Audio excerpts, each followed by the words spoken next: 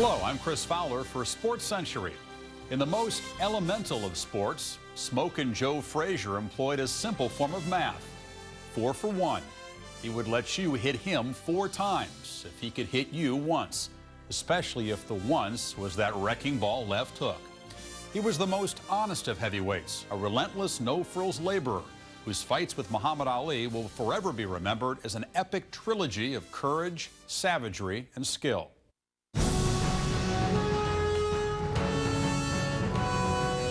Joe Frazier would come out smoking. If you hit him, he liked it. If you knocked him down, you only made him mad. Joe was a machine.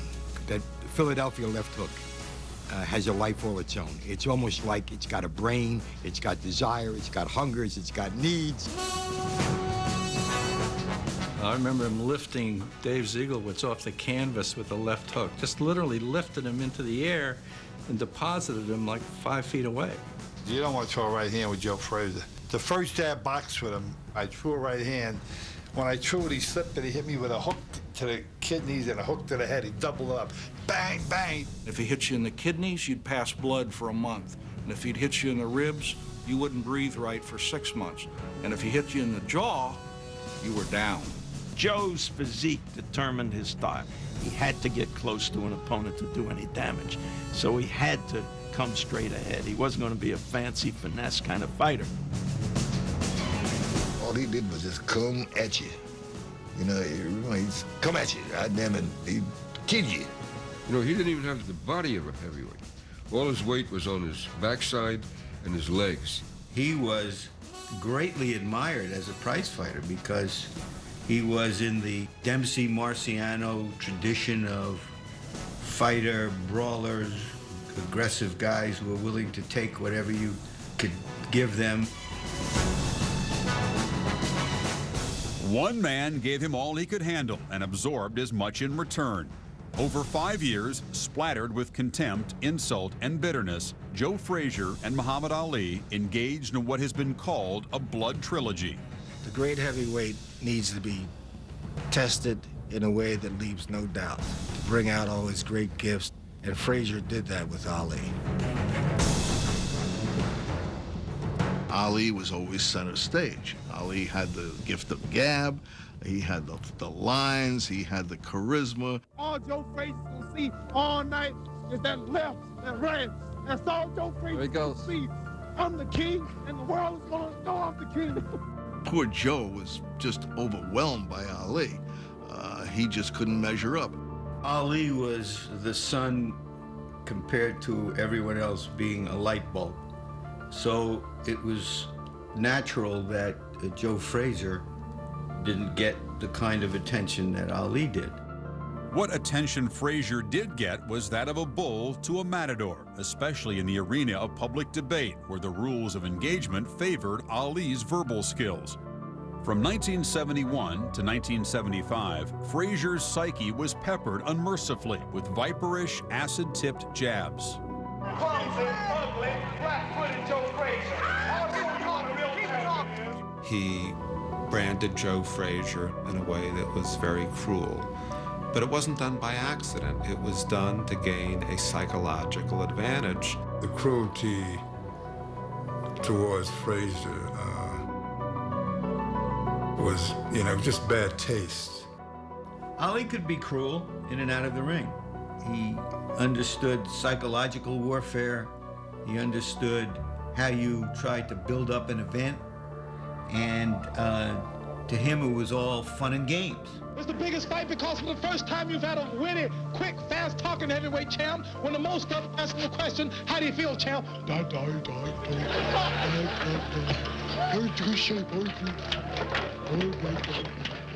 Ali, at the same time, was a new kind of black man. He was one who certainly used his opponents as straight men and did not hesitate to cast them in the roles of Uncle Toms. Frazier was certainly not that, and he did not see himself as that. He knew perfectly well that Joe was one of the blackest men in the universe. For him to be viewed as a white sucking Uncle Tom kind of guy was the greatest insult you could give a guy who was nothing but raging black. When he called Joe Frazier a gorilla, and he made fun of the darkness of his skin and the wideness of his nose and the bigness of his lips. Frazier, if he was here, nose turned that way, ears turned that way. He was touching, some real sore spots. And he was despised by a lot of African Americans. Muhammad Ali knew his audience. What he was doing was casting himself as blacker than thee. And for someone that came up, son of a sharecropper, that had to cut very deeply with Joe. Joe saw himself for what he is. He's a black man, and he's a proud black man. He didn't understand why there needed to be that particular division. The whole thing just baffled Joe. What is he doing? What is he talking about? And then from that came the anger and the bitterness and the resentment. For a time, you genuinely disliked this man. He still does. He still does? For all the hurtful things he said. That's not true. Come on. Before you're quick to criticize him for holding a grudge as long as he has and as deeply as he's held it, maybe it would be advisable for people to put themselves in his position and walk a mile in his shoes. A line was drawn in the sand. At some point, it stopped being a line in the sand. It was cast in concrete. At the 1996 Olympics that were in Atlanta, Ali, in a scene that lives on even now, showed up in this white suit to light the flame to begin the Olympics. Joe Frazier and I were talking, and I said, "Did you see Ali?" Yeah, I saw him. And the anger right away. He said, "If it had been me, I'd have pushed him into the flame." I said, "Oh, Joe, you don't really mean." "Yeah, I do."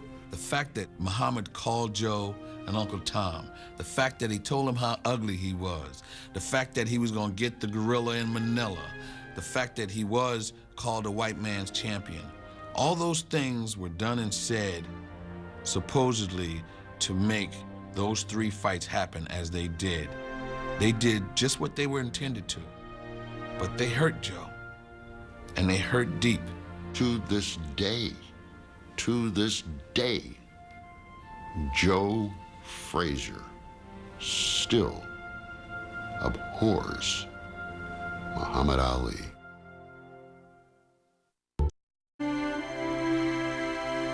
Revenge lasts a whole lifetime. And it's pretty easy to understand where Joe gets most of this because there are a lot of blood feuds down there.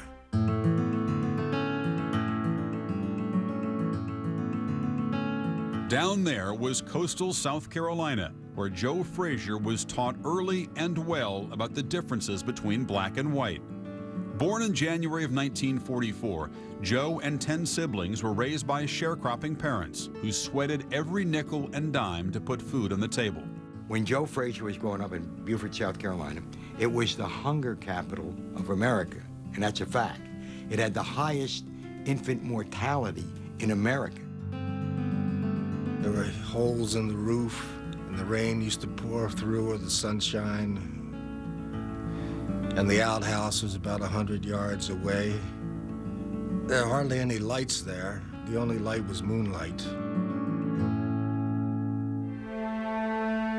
By 15, Joe, already known locally as a tough kid, had 2 jobs. One by day, under the eye of the white man, the second under cover of darkness. He used to run moonshine, white lightning at night with his father through the swamps, and then worked by day in the fields. So one day, he interfered with the field boss, who was about to whip up on a black kid, and thereafter he was in danger and made his way up to Brooklyn. But the big city posed a different set of pitfalls for the country boy. New York was more of a rough life for me. Unfair, unkind. This wasn't gonna work. In 1961, he headed to Philadelphia and found work in a meatpacking house. When Frazier wasn't lugging sides of beef, he was working out in the local gym. Joe was overweight, which is what brought him into the gym in the first place, Police Athletic League gym. Joe was like a guy who might not have had the greatest of skills, but had 1,000% work ethic and was willing to learn and worked at it very hard. So hard, in fact, that in 1962 he won the first of 3 straight Middle Atlantic Golden Gloves titles.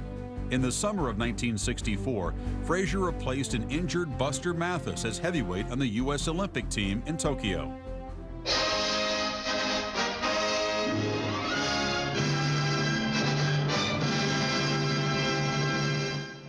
Beating Germany's Hans Huber for the gold medal, Frazier won glory and little else, except a broken left thumb. Joe Frazier came back from the Olympics in Tokyo with his thumb in a cast. He had busted it before the championship fight. Couldn't go back to work in the slaughterhouse at Cross Brothers, pushing the sides of beef around. So here he was, a hero with a gold medal and an empty bank account. He basically didn't have a job. He needed people to come in and basically save him because, you know, he couldn't pay his bills. I came home, hand broke, busted, wasn't gonna have a Christmas for my kids. I was doing sports on WCAU radio, and I thought what a bleak Christmas it would be for the kids. So I started a campaign encouraging the listeners to contribute toys for the kids, and we got a nice response, and the kids had a decent Christmas. In 1964, Frazier received some bad news after an eye examination. A condition known as cataracts was clouding the lens of his left eye, seriously impairing his vision. So what I said to the doctors, would it get any better? They said it ain't gonna get no better, that's for sure. So it was really up to me. Whether he shared this with anybody else, I don't know. I suspect he did not. When he took the vision test, they always routinely asked the right eye first, which is his best eye. So he would take his right hand and cover his left eye and read the chart with his right eye. Then they would ask him to read it with his left eye. So he would take his left hand but cover his left eye and again read it with his right eye. But by using the 2 different hands, they thought he was using different eyes, and that's how he fooled them. His whole style was sort of built around this. He had to move his opponent always to his own right to get off that left hook, and actually try to avoid getting hit on that left side. It's an extraordinary feat. Once more, out of adversity, Frazier fought on, developing and strengthening his left hook into a battering ram. Meanwhile, his financial prospects improved when some Philadelphia boxing fans bankrolled his future. They called themselves Cloverlay. They put out 80 shares at $250 a share, $20,000, so that he could devote all of his time to prize fighting. I think Joe liked the idea of being able to have a steady job. The people were really reputable. So I think that would sway Joe to come along with Cloverlay. In from the financial cold, Frazier generated nothing but heat in the gym. But to reach the next level, he needed someone to direct and promote his career. That person was brash, self-styled Philly trainer Yank Durham, who took Frazier's life apart piece by piece. He was loud. He was sometimes obscene. He just had his own way about getting Joe to listen in the gym. Yank was gruff on the exterior, but he was very gentle and very paternalistic, and also a brilliant mind as a boxer. He was his guru. You know, he was the guy that taught him the rudiments of boxing. And from those rudiments, Frazier began to build himself into a title contender.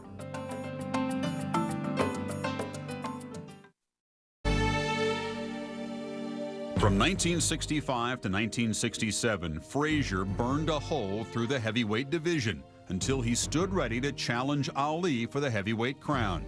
Then, history stepped in the way. Temporarily at least, it is all over for the heavyweight champion of the world, Muhammad Ali. He is rejecting induction into the military service. What happens now to his title? With Ali disenfranchised, an 8-man elimination tournament was held to determine his successor. Frazier didn't want to go into the tournament. I think they were concerned, A, he might have to fight somebody they weren't ready to fight yet, and B, that he would not get the lion's share of the gate, which he had already proven he was an attraction. Frazier, under Durham's advice, boycotted the elimination tournament and signed to fight Buster Mathis for the New York State Championship. After disposing of Mathis with an 11th round knockout in March of 1968, Frazier owned a title, but not the crown. The only way they can take my title will be in the ring.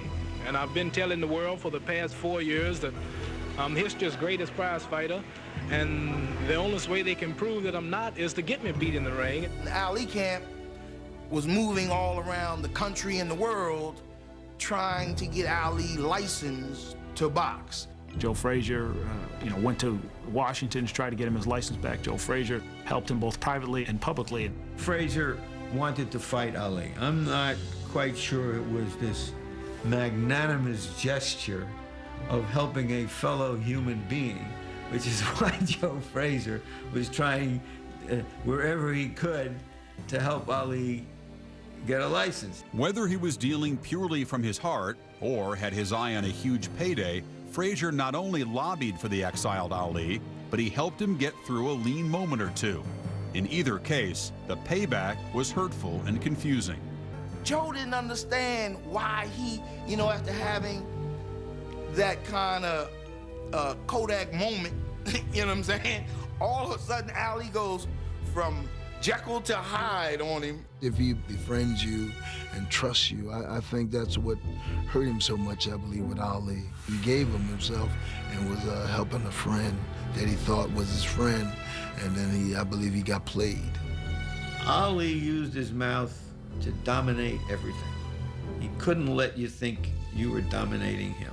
Joe had heard Ali over the radio call him ugly, a coward, and Uncle Tom. He was so shocked and stunned by it because he had just been talking about how Ali could do anything he wanted to in the ring and what a great fighter he was, that he threw down the radio and crushed it with his foot. And Joe goes to the window of his gym and just puts his fists and glares out the glass. Joe wanted to pick a tire iron up, and he wanted to straighten it out right there. Traffic stops on Broad Street in Philadelphia. People are out their cars. In a street fight like that, Joe would have destroyed him utterly. I don't know what they were really thinking. I guess they thought they were gonna really see Ali and Frazier maybe get the scuffling or tussling or something. The action itself was bravado because he knew that Frazier wasn't going to get involved in a street fight. It's again another plank in his whole effort to reduce Frazier. Ali's betrayal so enraged Frazier that he reportedly went to Muhammad's home in Cherry Hill, New Jersey, and from the doorstep declared war on the man he thought was his friend. In the process, Frazier had turned himself into a political symbol. So he became the demon, Joe, the fighter of the right. The reason why we were in Vietnam, the fact is that no one had experienced the black life more than Joe had. My skin is blacker than him. I grew up in a ghetto. He grew up in the suburbs. He's making me the white guy because he has a gift from God that he can talk better than me. He said his sons were taunted in school and called Gorilla Jr., and he felt dehumanized by Ali's tongue. I would say to my mom, why is Mr. Ali saying these things about Daddy? In school, I would get in a lot of trouble, man. I'll be fighting, and because God said, man, your dad's a Tom. I said, what? Yo, we gonna fight about that. My dad's no Tom. I had to get security, man, for my kids. That was unnecessary. I mean, it was only two guys fighting, Why I had to go to that point of trying to threaten my sons and my daughter. In February of 1970, Frazier met Jimmy Ellis, Ali's former sparring partner who had won the elimination tournament Joe had spurned. Frazier registered a TKO in the 5th round. Still, in the eyes of many, Frazier had not yet climbed the mountain.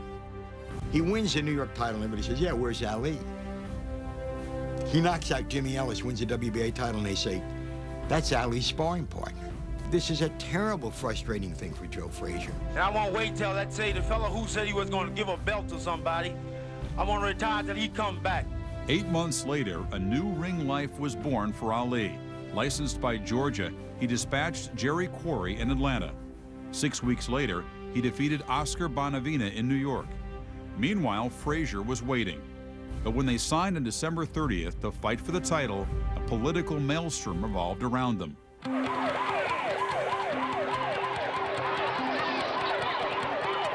This is the 60s, leading into the 70s, and America was totally polarized, and this polarized America even more. It became a black-white fight, an American, anti-American fight. The whole country is in a frenzy about this thing. Ali was cast in a mantle that said he stood for given things that were accepted by a lot of people. On the other side, Joe Frazier, who was just a hard hat fighter, had been adopted by those who thought they could put their blessings and favoritism and rooting interest in a man who was going to support their side. It was black versus white, it was young versus old, it was right versus left, it was anti-war versus pro-war. That's what it was about. It wasn't about a fight. There's a lot of I'm tired of these undertone Negroes. You talk from two sides of your mouth. One to the white and one to the black. Fueled by such polarizing hostility, Madison Square Garden sold out in a day. Millions more would be made in theaters around the world via closed-circuit sales. The Garden inside and outside was almost riotous. For blocks around, it was choked with people.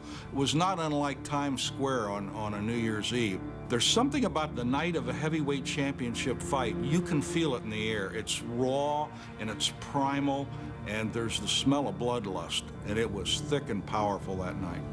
The Madison Square Garden crowd was more vocal than anything I have ever heard at any sporting event ever, no matter what its size. They never let up from the moment those two fighters came in view. It was the most electric moment I have ever experienced. And so, at last, on March 8, 1971, Frazier and Ali confronted each other before the world, each a symbol of opposing views on politics, race, and manhood. Even their boxing techniques were vastly different. Frazier only had one way of fighting, and that was volume of punches. Boom, boom, boom, bore in, go straight ahead. Take 3 punches to deliver 1. Ali had to adjust to that. Don't you know God? I said, God, you're in the wrong place tonight. I'm kicking butt and taking name. Through the first 8 rounds, the 27-year-old Frazier was ahead on 2 scorecards and even on the 3rd. In the 9th round, suddenly Ali came alive and started flailing away and with hard, clean combinations, and that sort of stopped Frazier in his tracks. In the 11th, the champion retaliated with a fusillade of left hooks. For the next 3 rounds, each fighter pounded the other with full weaponry to an almost levitating roar of 20,000. Then, in the last round, Frazier put Ali right where he wanted him. Joe Frazier leaped about, it seemed, 7 feet in the air and threw this left hook, and it was flush. And he caught him right on the chin and down. March 8, 71, I cried my eyeballs out. Cried my eyeballs out. Not just because he lost, but because he symbolized so much. It wasn't about sports. It was about wars, about race, it was about politics, it was about society, it was about generations. Add to that it was 2 undefeated heavyweight champions. Pretty big stuff. However satisfying, Frazier's victory would almost cost him his life.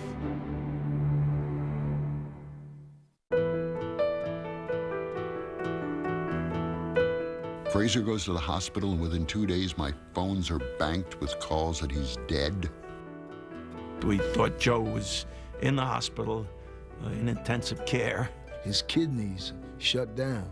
He said somebody came in the room and just touched his hand, and he said he never saw the person again, I never know, but he said he thought it was an angel that touched him and said, hey, it's gonna be all right. This basically captured people's best and worst of all feelings.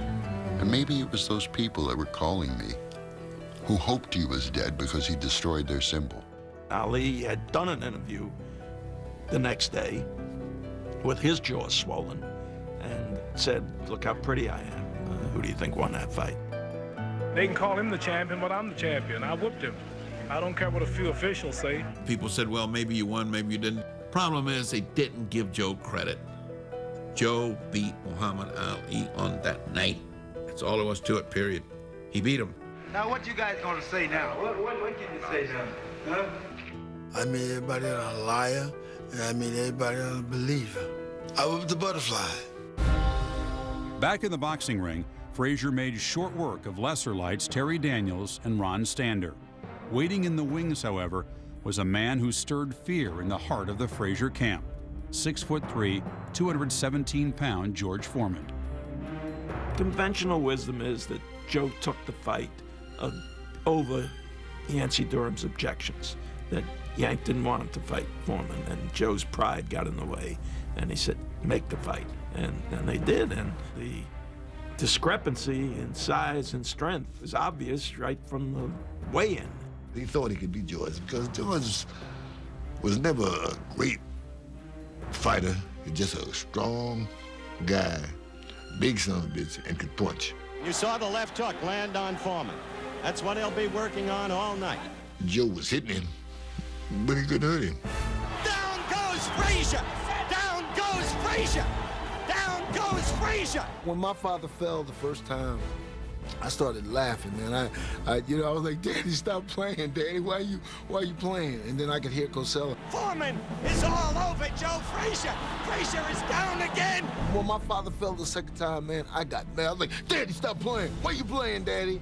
2 knockdowns in the first round of Joe Frazier. Down again.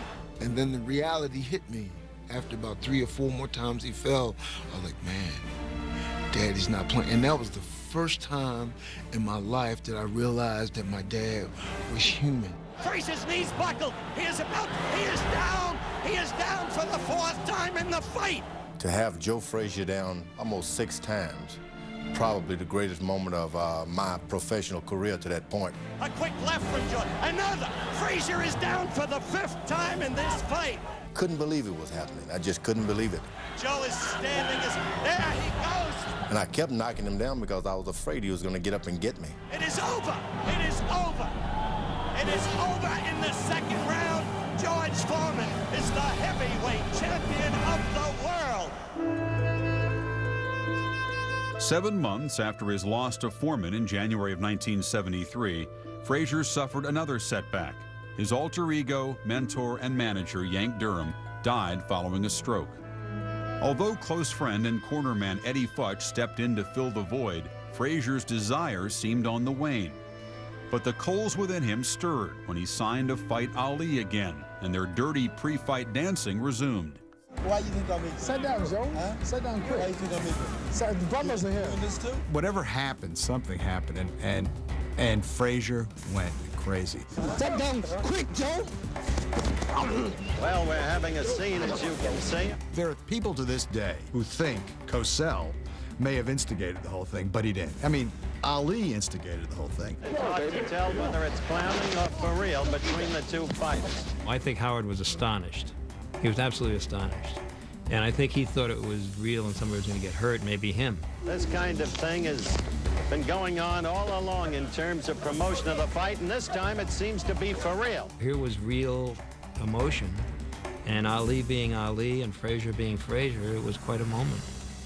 In contrast to the sound and fury of the promotion, the 12-round bout was relatively uneventful as Ali won by decision in January of 1974.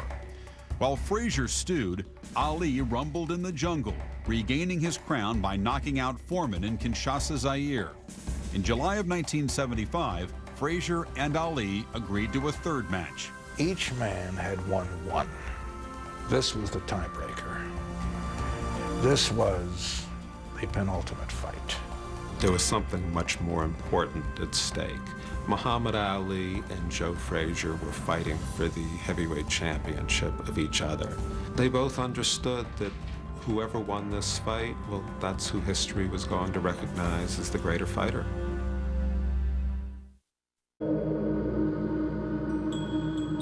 In the days leading to the Thriller in Manila, Ali beat a steady tattoo on Frazier's psyche. It will be a killer and a chiller and a thriller when I get the gorilla in Manila. If you call a guy a gorilla, or you ugly, you know, or you're Uncle Tom, that's not funny. Come on, gorilla, we in Manila. He knew that I was tough. He couldn't frighten me with his words. So he went with another tactic of calling me a Tom. And then from Tom, I was ugly. He's so ugly, his face should be donated to the Bureau of Wildlife. Joe was in his hotel room and on the balcony, and Ali had gone there to taunt him. Joe just stared at him while Ali's shouting epithets at him, and Joe, finally disgusted, just walked in and said to Eddie Fudge, she said, no matter what happens, don't stop this fight. We have nowhere to go. I want to take his heart out and squeeze it and to see the blood squirt up. With his hatred of Ali brimming over, Frazier was blinded by more than rage. At that time, the vision in his right eye was 20/50, which is okay, not very good, but the left eye was 24/100, which was legally blind. My thoughts were before the fight, the Thriller in Manila, was that he shouldn't fight. If he had any damage to his good eye, that would be the end of him. And here's Joe Frazier coming into the ring. The challenger, Joe Frazier.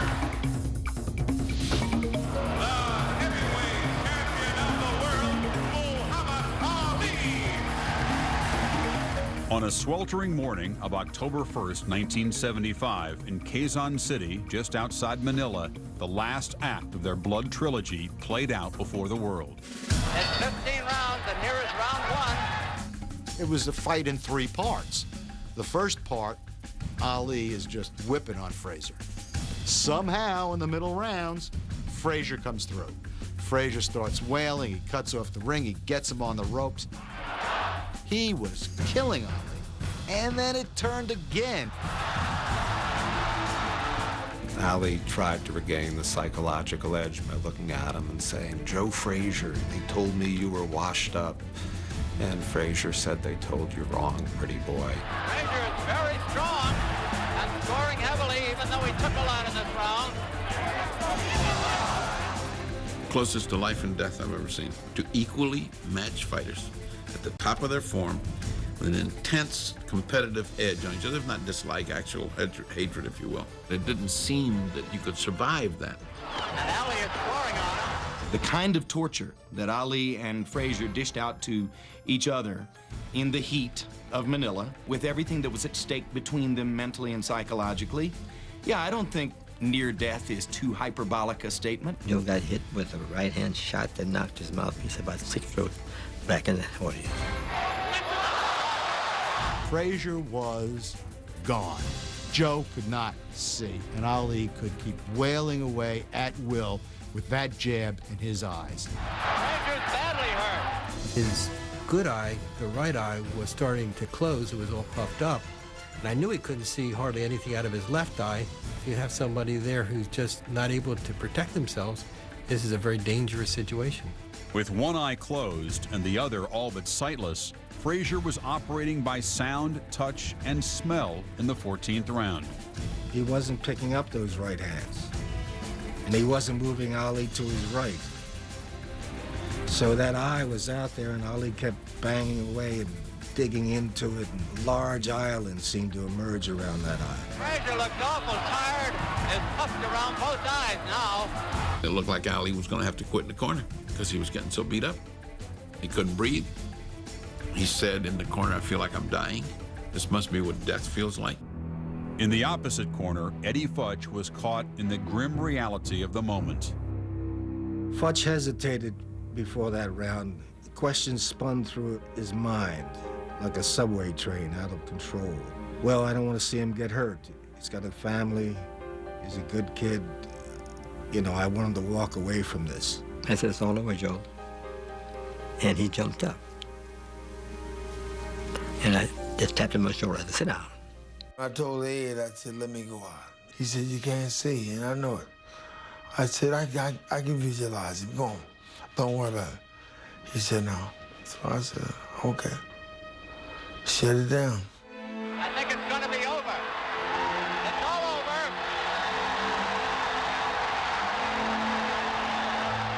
In the aftermath, while both fighters tended to their injuries, Ali tried to bridge the gap he created with Frazier by employing some second-hand diplomacy. After the fight, he asked for me. He said, hey, I just want you to know, and you can tell your dad that those things I said about your dad, I didn't mean those things. But then I told my dad, my pop said, well, he needs to come to me. He said, tell him to come and tell me.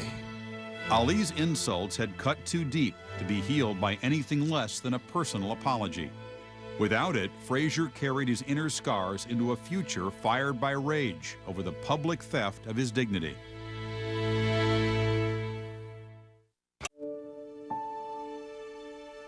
After Manila, Frazier's ring career spiraled downward. After being knocked out by Foreman 8 months later, Smokin' Joe ground to a halt. He came back to fight once more in 1981 and finished with a 32-4-1 record. The Jumbo Cummings thing was a sin.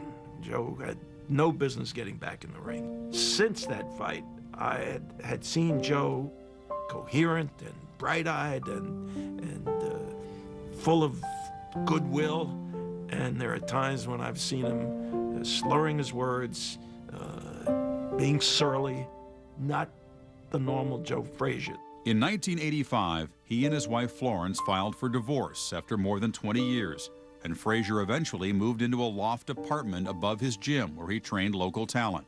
One was a member of his family. He was not a promoter, he was not a mainstream trainer, but he was Joe Frazier, the former heavyweight champion of the world, who decided to become a trainer. I started fighting because when my father lost to Ali in 75, more than anything in the world, I wanted to bring the heavyweight championship of the world back to the Frazier family. As I was standing in the middle of the ring with tears streaming down my cheeks, I could see him walking through the ropes, walking towards me. He grabbed me and he said, hey, son, don't worry about it. Daddy loves you. You my son. I don't care if you've been knocked down. I don't care if they call you a bum. You my son.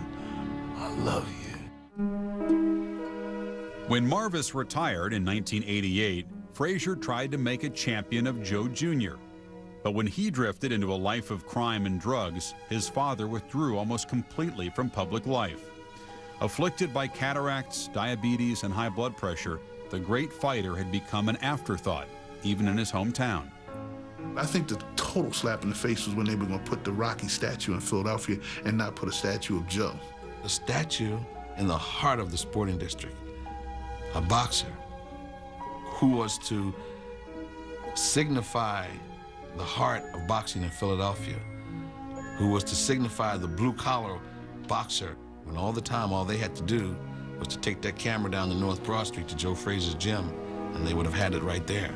The prototypical Philly fighter is really Joe Frazier.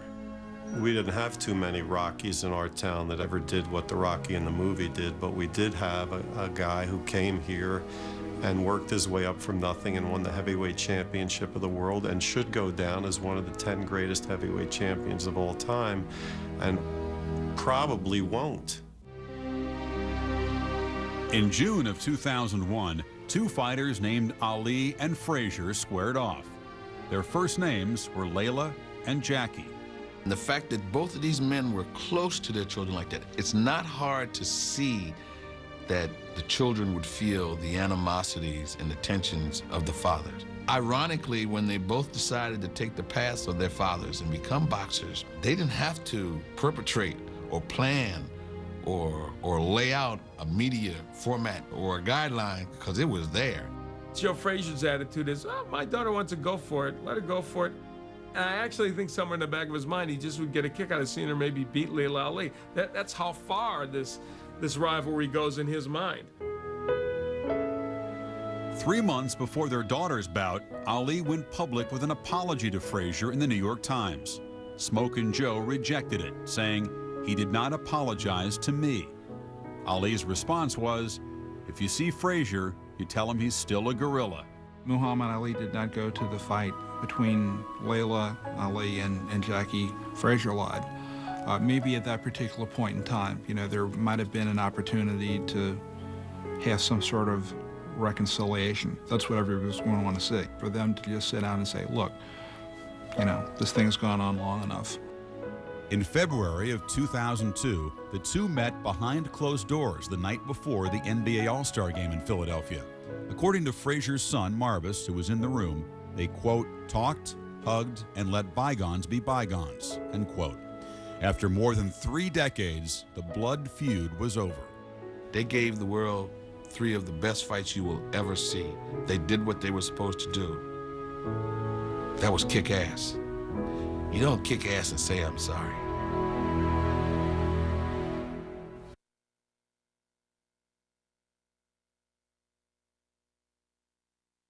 Before the fight of the century in Madison Square Garden, Joe Frazier explained why, unlike Ali, he didn't seek media attention. I don't need to be loved, he said. When I go out there to do my road work, I'm alone. When I get in the ring, I'm alone. In the afterlight of their blood feud trilogy, Ali basks in history, much of it etched in his own public rhetoric, while Frazier remains alone and underappreciated. If Smokin' Joe has a legacy, it is that of the gallant opponent. For Sports Century, I'm Chris Fowler.